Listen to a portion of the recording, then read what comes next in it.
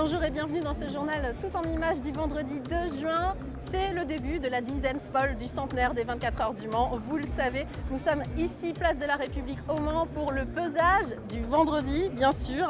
Notre équipe vous emmène également sur le circuit pour une découverte ou redécouverte de l'histoire du virage Dunlop, des chicanes de la ligne droite des Hunaudières et puis du virage de Mulsanne. Et puis dans le reste de l'actualité, le dispositif de sécurité déployé par la police et la gendarmerie en Sarthe pendant cette dizaine des 24 heures du Mans. Enfin, direction Arnage où une école propose une initiation musicale tout à fait originale, vous allez le voir, puisqu'il s'agit de rock metal. C'est parti pour le journal du vendredi 2 juin. Le pesage des 24 heures attire toujours autant de passionnés, tellement qu'il est parfois difficile d'apercevoir les pilotes. Alors certains anticipent et viennent de bonne heure, de très bonne heure.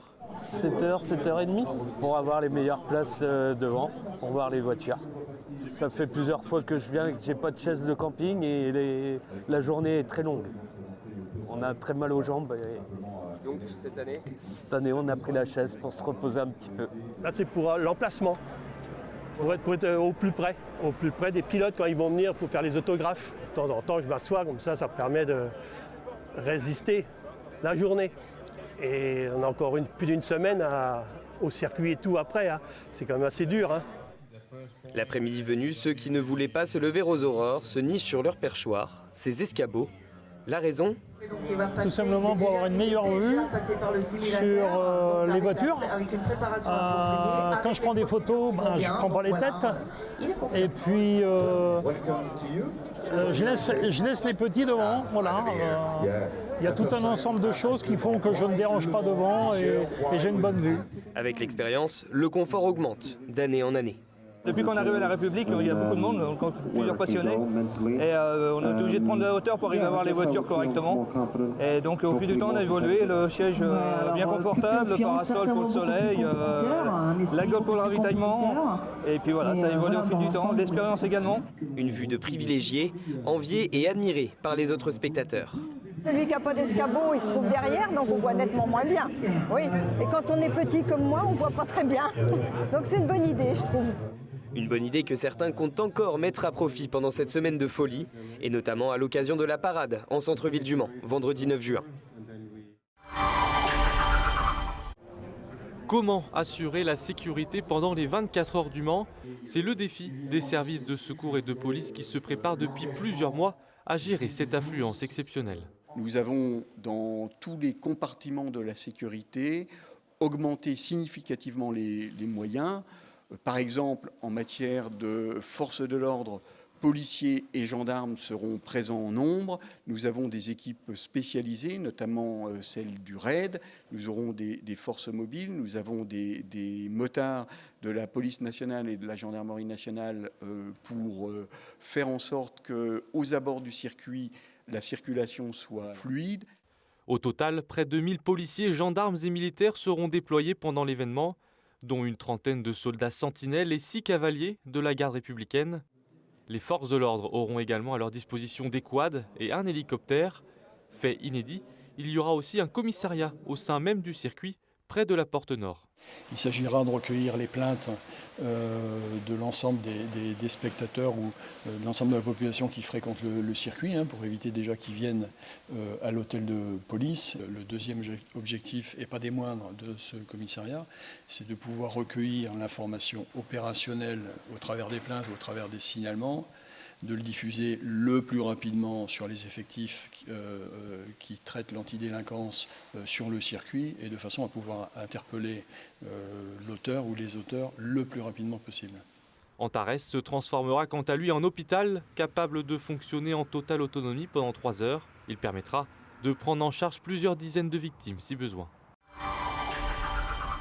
Comment raconter 100 ans d'histoire des 24 heures, 100 ans de course automobile sans faire étape ici sur la ligne droite des Hunaudières. Habituellement, on y roule à 90, mais bon, vous vous doutez bien que pendant la course, les pilotes, ils n'ont pas vraiment le temps de lire le panneau puisqu'ici, ça défile entre 320 et 330 km/h. Ça peut vous paraître beaucoup, mais sachez que le record sur le circuit, c'est 407 km/h. C'était en 1988 par Roger Dorchy. Sa voiture ne finit pas la course, mais il rentre quand même dans la légende.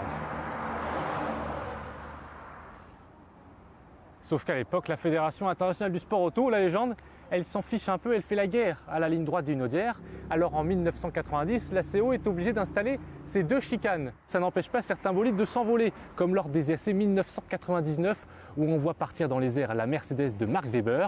Alors là aussi, on décide de faire raboter la piste. Fini les voitures qui s'envolent, mais vous avouerez que c'est quand même bien plus rassurant. Nous voilà à Mulsanne, on connaît son virage, son rond-point et son chrono. Bon, celui-là je vous apprends rien, c'est pas un vrai, mais s'il y a bien une chose qui compte au Mans, c'est le temps, et vous le savez peut-être pas, mais c'est à Mulsanne qu'on faisait le panotage dès 1956. Vous savez ces petites cabines qu'on voit sur le bord des stands où les chronos sont enregistrés et où les pilotes voient leur temps en passant? Eh bien c'était juste derrière. Alors pourquoi ici spécifiquement, me direz-vous? Tu le sais toi Colin? Bon, je vais te le dire, parce que juste avant, il y a une droite des Hunaudières. On arrive donc ici sur l'un des passages les plus lents du circuit. Les pilotes pouvaient donc lire leur temps sans prendre trop de risques. Vous la connaissez cette histoire? Moi j'avoue que non, mais bon, c'est un peu normal parce que tout ça a pris fin en 1990 quand même. Et puis comment ne pas finir cette chronique sans aller au Dunlop, évidemment. C'est ici que tout le monde cherche à aller au moins une fois pendant la course, rien que pour le plaisir de photographier cette grande arche, 13 mètres de haut et 70 tonnes, ça fait quand même 70 000 bouteilles d'eau. Et pour la petite histoire, la passerelle Dunlop, c'est l'un des monuments les plus anciens du circuit. Elle date de 1923. Pourquoi on l'a construite? Eh bien parce qu'à l'époque, elle permettait aux spectateurs de passer des stands aux baraques à frites. Oui, à l'époque, ils étaient gourmands. En 1928, la passerelle Dunlop prend la forme qu'on lui connaît aujourd'hui avec ce grand pneu. Mais à l'époque, la CO bannit toutes les publicités aux abords du circuit. Elle revient finalement après la Seconde Guerre mondiale. Dunlop y fait ériger un grand pont juste après la ligne droite des stands. Mais c'est en 1965 qu'elle se pose ici où on la connaît aujourd'hui. Et depuis 1978, elle n'a quasiment pas bougé. Et puis comment ne pas évoquer la courbe Dunlop, un virage rapide, très rapide, trop rapide diront certains. En 1987, on y fait construire un ralentisseur en forme de S, un ajout qui permet de diminuer la vitesse de 100 km/h tout de même. Puis au fur et à mesure des années, finalement, cette courbe Dunlop, elle va se transformer en plusieurs petits virages, toujours dans un souci de sécurité. Et le Dunlop, c'est aussi le paradis des photographes. C'est là qu'on capture toute la beauté de la course. C'est là aussi qu'on voit les crashs les plus spectaculaires, comme en 2011 avec le crash de l'Écossais Alan McNish. Une image impressionnante qu'avait capturé le photographe Denis Lambert du Maine Libre.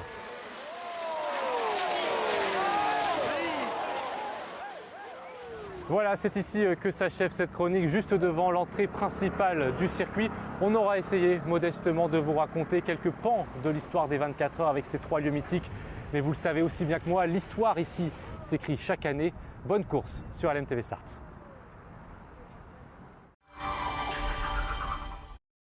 Mardi 6 juin, l'intersyndicale de la Sarthe invite au rassemblement contre la réforme des retraites. Un village des luttes sera installé devant la préfecture au Mans à partir de 10h avec débat et musique.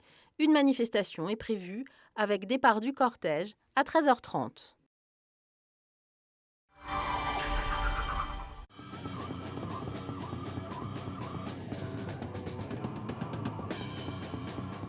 Leur musique fait bouger les têtes à l'école d'Arnage. Concert exceptionnel de Cryogénica l'excision. Le groupe de death metal fait l'unanimité dans le public.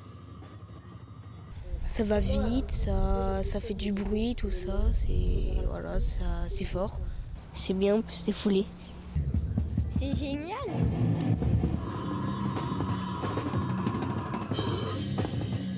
Du son saturé, des guitares distordues et des voix gutturales. Une ambiance inédite dans une cour d'école. Moi j'en ai vu quelques-uns tout à l'heure qui étaient un peu timides au départ et puis qui ont commencé un peu à danser, bouger les épaules, j'ai trouvé ça génial.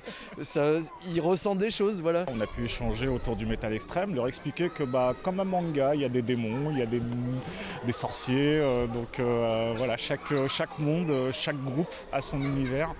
Et le but était de vulgariser un peu le métal extrême pour les enfants. Une vulgarisation qui s'inscrit dans un projet scolaire. Le death metal, c'est le fil rouge et il sert de point d'entrée pour des leçons en classe. tout en faisant tomber la barrière des préjugés. On a enlevé ce côté un peu diabolique en fait. Il y a différents courants et finalement le volet satanique il prend peu de place dans le métal par rapport à tous les autres groupes et tous les autres genres.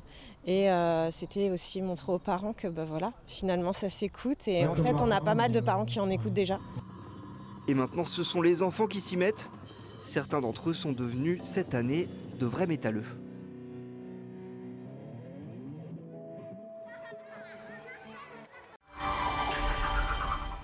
Nouvelle recrue pour le MSB, Léopold Delaunay, formé à Cholet, rejoint le club monceau jusqu'en 2025 en provenance d'un prêt à Vichy-Clermont. De son côté, Marcus Gomis quitte le MSB un an avant le terme de son contrat. Allez, on se quitte d'abord avec une interview de pilote star d'Hollywood, parce qu'il en faut toujours. Michael Fassbender, pilote Porsche, à qui nous avons demandé s'il se sentait un petit peu à la maison ici au Mans. Je suis surtout très excité d'être de retour. Je ne peux pas encore dire que je me sens ici chez moi, vu que je n'ai participé qu'à l'édition de l'année dernière, mais je suis très heureux d'être de retour. Et puis quelques idées sorties pour finir ce journal ce week-end. À 15h samedi, le roulage de 7 voitures qui ont participé à l'histoire des 24 heures du Mans, dont la réplique de la Chénaré Walcar, la première victorieuse de la course. Ça se passe de l'avenue du Général de Gaulle vers le tunnel. Et puis à partir de 16h, dévoilement du parcours des empreintes des pilotes et défilé en fanfare également des commissaires de course et des bénévoles de la parade des pilotes. D'ailleurs, Bernard Varin, fondateur des empreintes des pilotes, ne cache pas sa joie de les voir revenir en ville. C'est une joie pour moi. Pourquoi ? Parce que, tout simplement, si vous voulez, les empreintes ont été enlevées pour les travaux de rénovation du quartier Saint-Nicolas. Et puis, je me suis dit, est-ce qu'elles vont revenir ? C'était mon point d'interrogation, surtout que avec le Covid et tout de suite, tout ça, c'était un petit peu compliqué. Ceci dit, bonne nouvelle, depuis effectivement j'ai su qu'elles avaient été remises et en fin de compte elles sont réinstallées du parvis de la gare jusqu'en haut au Square Bollé, si vous voulez. Donc les 47 plaques de bronze, il y en a 47 quand même, sont réinstallées. Autre événement, une course de caisse à savon ce samedi à partir de 14h à Écomois. Ne la loupez pas. Les rendez-vous au jardin, un événement national dont le thème est cette année la musique au jardin. 24 lieux exceptionnels sont ouverts en Sarthe, dont le parc du Château du Lude. Et puis le grand spectacle Son et Lumière au lycée Saint-Charles-Sainte-Croix du Mans. C'est ce vendredi soir et samedi 3 juin à partir de 21h45. Il reste des places. Voilà, c'est tout pour les idées sorties de ce week-end. On se retrouve lundi pour un nouveau journal sur LMTV Sarthe. D'ici là, très bon centenaire.